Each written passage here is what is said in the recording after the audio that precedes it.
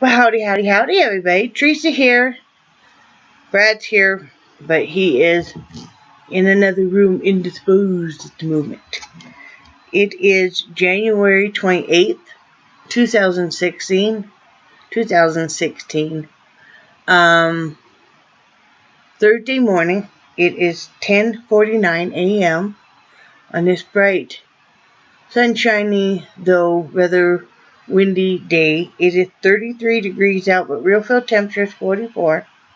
The high will be 41 and the low will be 35. So there you have it, and we're supposed to start getting snow starting tomorrow afternoon again. And very high winds from what they say. I'm watching the Weather Channel right now. And then snow Saturday, a break in the snow on Sunday, and then more coming Monday. So it is what it is. What do we got going on? I was going to show you guys something. I can't remember.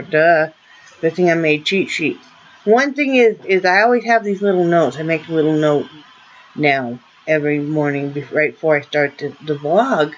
And I need to throw away my old notes. I'm like, is that the note I just wrote? No, So anyway, yesterday I was so under the weather.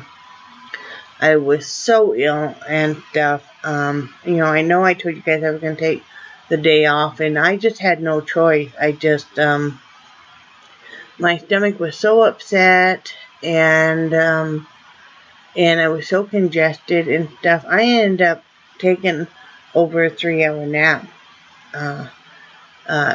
on my bed, and my dogs can tell when I'm really sick because, they will all gather around me, but they won't keep pestering me to play with them or anything. And well, I was not feeling good at all.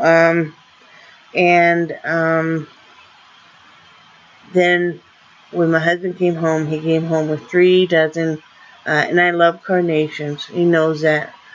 3 dozen carnations in red, and then a dozen in raspberry color, and then a dozen pink. Because last night, you guys knew that it was the anniversary of 28 years ago, was our first date, and that was so sweet of him. And then he brought home a little bit of chocolate too.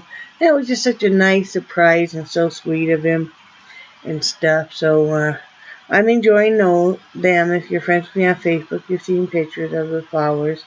And then we did run out to get takeout Chinese, which was very good. We're enjoying that, and then we just kind of relaxed. I did some looming, and we just kind of watched some TV and stuff. I'll show you what's on my loom first. This is what's on my loom. It's that hat. Now I measured this because I did feel like on my other plastic loom, oh my goodness, though the hats fit, they're quite tight. I measured this, and the circumference of this is 29 inches. The circumference of this is 31. So it's going to make a much nicer fitting hat. Plus, the closer the pegs and stuff, I do like the knit on it, the weave on it much better. It's a much nicer. And see, and this is just one strand, and normally on the plastic one I would do 2. So this is just one strand of the alpaca, and it's very nice. So I'm very happy with it. Of course, this is double because it's the, it's the cuff. But so I'm working on that, and I'm liking it, loving it actually. So I'll finish that up today for my husband. That's all I've been working on. I put in some more hooks in one of these pouches, so I've got a KB hook, another one in there, and then just a cheap plastic one, and a couple, let's see, a couple of the needles, you know, measuring tape, a small pair of scissors that I always use, and some of this embroidery floss works really great for tying the middle of your pom-pom. I had watched a tutorial on here, and you know, because I was having trouble with my yarn breaking when you go to cinch up the middle of that yarn that you've just, you know, wound to make a pom-pom, and it said to use some other kind of string like you know, floss. So it's like, oh, I got plenty of that. So, and it does work out very nice.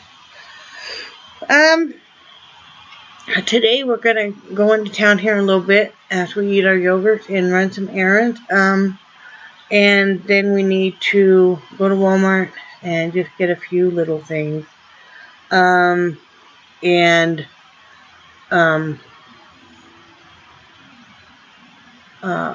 come home then and just relax. And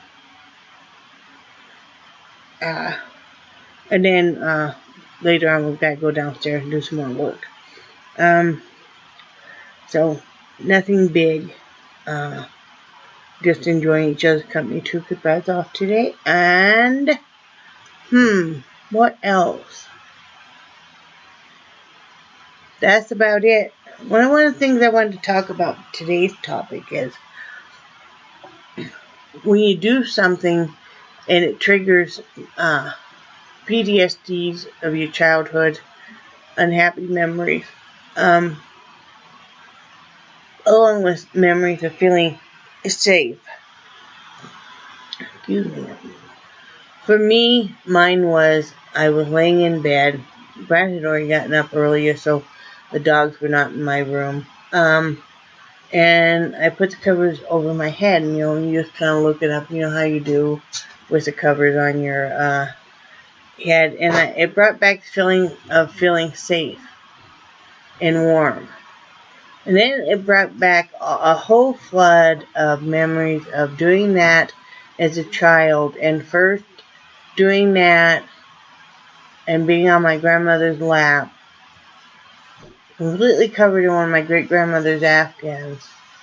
You know, so you can just kind of see out some of the holes. And hear my mother complain about me, how stupid I was, complain about everything I do wrong, and of course my grandmother defending me. My grandmother always defended me. I always knew that going over my grandmother's house, that was the one place where everything I did was okay, and I wasn't, you know, the stupidest person alive, and you know, of course I wasn't going to get yelled at or get cussed at or get emotionally abused or get physically abused. But yeah, I remember hearing her say how stupid I was, and, you know, I didn't do anything right, and I mean, you know, and then it brought back other memories of hiding. I had this circus themed toy box, and I would take all my toys out of it, and I would climb in it, and it was just a particle board thing. I'm surprised it helped me. And I would put all my toys back on top of me, you know, and I would arrange them where I could just kind of barely see out with one eye, but that I couldn't be seen at all. My mother would come in there calling for me, and she would get so mad because she couldn't find me, you know. And I was always hiding like that, you know. Maybe that's part, you know, and it kind of brought back an epiphany of, you know, it was kind of like the more stuff I could put on me, the safer I feel. And isn't that kind of the same thing you do with keeping weight on you? Is the more you can put on you, the safer you feel, the more invisible you feel. Still makes me angry hearing about that. I know. You know. I know. You know, but, yeah, just that that revolution of, the more invisible you can make yourself, the safer, because especially growing up, you never knew in the middle of the night where you were going to be yanked out of your bed because you didn't do the dishes correctly, or because you didn't put something up. And I mean, it might be midnight and that light would come flipping on, and you're being yelled at and yanked out of bed, and I think to this day I have to have a small light on my room, because I still equate the darkness with something bad may happen. But it's amazing how things will register with you, that maybe that's why, because see, when I've lost a lot of weight before, I get to a certain point, people start noticing me, I get scared. I get very scared. When people start complimenting me or anything, I get very scared and very insecure. And even today, with the social anxiety and stuff, I don't like to be noticed. Even when I donate things, I have my husband take down the stuff after I'm ready to donate, like the hats and stuff, which he enjoys doing. But I would rather be anonymous, So, yeah, it's weird how that kind of stuff, but yeah, I can remember hiding so many places. I mean, hiding in big stacks of tires, just rearranging stuff in my closet so I could hide,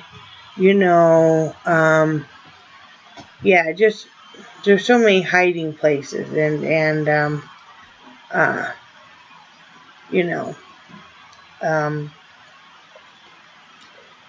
that was my safety.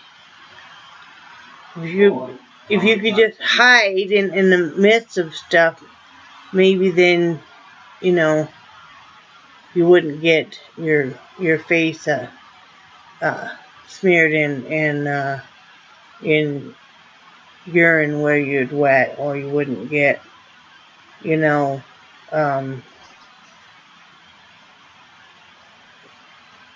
dog chain used on you to beat things with, or you wouldn't get tied outside like a dog on a chain tethered to a clothesline, or a lot of other stuff I'm not going to talk about. But how many times did you take off without your mom knowing it? Up to? Oh yeah, I used to take off up to my grandfather's bowling alley, because I mean, she wasn't paying any attention, of course. Somehow it was my fault that she wasn't paying attention. I mean, that I would be gone for 2 or 3 hours, and we're talking at the age of 4 and 5, and walk, well over a mile up to my grandfather's bowling alley. Of course, at this age, I'm supposed to be so stupid, that I can't do anything right. But most children my age wouldn't know just from riding in the car how to get up, and this was, what, about a mile and a half, you think? Probably. About a mile. About a mile and a half, across a very, very busy street, even at that point in time, to get up to my grandfather's bowling alley. So, but anyway, I just wanted to talk about the correlation between something that you used to do that kept you safe, and the correlation of, why you still have certain behavioral things like social anxiety and wanting to hide, and you want friendship and you want companionship, but then sometimes you feel like you need to hide and and just kind of observe. And now I think it probably makes sense to my husband why we go out and stuff. I like to just kind of sit back where I can watch the room, and stuff. But yeah, or I've always liked to work behind the scenes, So, but anyway, it's kind of funny how life does that, and that once you realize why you've already done something, then that's half the battle of being able to fix yourself. And we'll always be working all of our lives on fixing things on ourselves, So, anyway, what do you guys say, honey, honey, honey? Is jalapeno bagels hot? It's just too hot for me. Wow. I've eaten 2 of them, and holy smoke. yeah, they're so hot. Now, I usually like the jalapeno bagels, but there was an angry baker that day or something.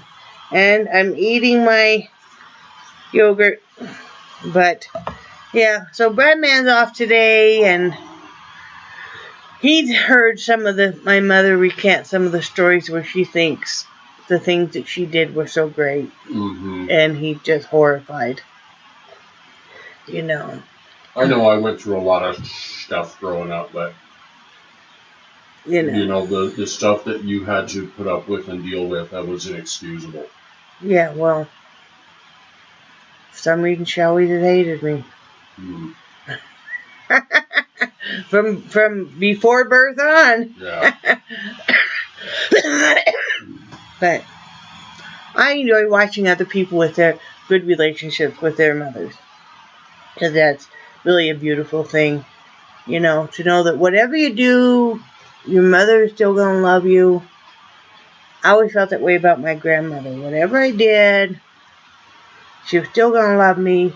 She might not be happy with what I did, but she's still going to love me and stuff. And, you know, so take the good with the bad. I can't complain too much. Brad's paternal, was it grandmother or great-grandmother, was an orphan. Great-grandmother. Great-grandmother was an orphan. They found her in Hawaii. Just kind of on the beach. On the beach. At 3 years old. At 3 years old, and so she grew up in an orphanage, and, you know, so she had no family at all to recant any stories with, so, you know. So, anyway, do we got anything else to say, babe? Besides his mouth is on fire. That's why he was, why don't you go get some milk, honey? That's why he was reaching and he was panicking because his coffee was empty and it's still empty. Oh, my coffee's sitting right over there by you. Oh, okay. You can drink it now.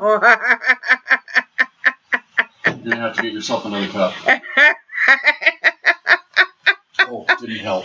He was sitting there eating his bagel, and he got this big look, like you know, you can tell it was really hot, and so he lifts up his coffee, and his coffee cup and it's empty, and you can see his eyes getting wider and wider, and I'm trying to do this vlog, and eyes getting wider and wider, and, you know, I could almost see a tear escaping out of the corner of his mouth, and oh, I gotta tell you guys one more quick story. I decided that the big dog wasn't going to sleep on my bed anymore, because he always wants to sleep right up by my head, but sideways, and I'm tired of waking up to his butt. Now, his butt can be loaded, and that scares me.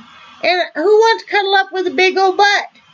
You know, not right there up in your face. Well, I can't get him to move, you know, so we're fighting every night. And I'm like, I told my husband, I'm not going to let him sleep on my bed anymore. And I said, he can sleep on the floor, we'll put a blanket down there. Yeah, you know, that dog acts like you're just killing him. Like you don't love him anymore. I tried it last night, and then I'm just about asleep, and I can feel him, you know, he's a big dog. He can't really creep on the bed. I can feel him trying to creep on the bed. And I'm like, Charlie, what are you doing? And he stops, frozen, like a frozen ninja. And I'm like, Charlie, and I feel his tail wagging because it's kind of shaking the bed. And then I act like I'm falling asleep again, and I feel him start creeping more. And I'm like, what are you doing? And all of a sudden, flirp, flirp, flirp, flirp, flirp, all over my face. I gave up. But you at least did not sleep sideways last night. But he acts like you're just killing him, that you don't love him anymore, or anything. Come on, Charlie. I know. So, yeah. I failed. So your mouth okay now, hon? Whoa. No? Holy crap. Holy crap? Holy crap. Anyway, I love you guys, and I cherish you, and Dee, let me know if you got that email or not, because I did send it. And Brad's panting. I think he's gonna start licking an ice cube. Quit! You're distracting me. I'm sorry, but it was hot. And I just spit all over myself. And I think you guys are awesome. He is weird. Oh, and I did get an art studio and work last night. I posted a picture of the work in progress on Facebook. It's a pen and ink. It'll probably be the last piece I do here in Wyoming. And I'll move on to things in Florida. I can hardly wait to have new things inspire me for my work. So anyway, it looks like a puckered butthole. It feels like it. It's like massive hemorrhoids that I. Hey, but he has those big old lips, so it looks like. And I ate 12-alarm chili last night. And looks like one of those monkeys that got like the puckered butthole, that big lips. And anyway, this is getting worse and worse by the minute. So I love you guys. Brad loves you guys. Yeah. And I will talk to you guys tomorrow. Bye. Bye.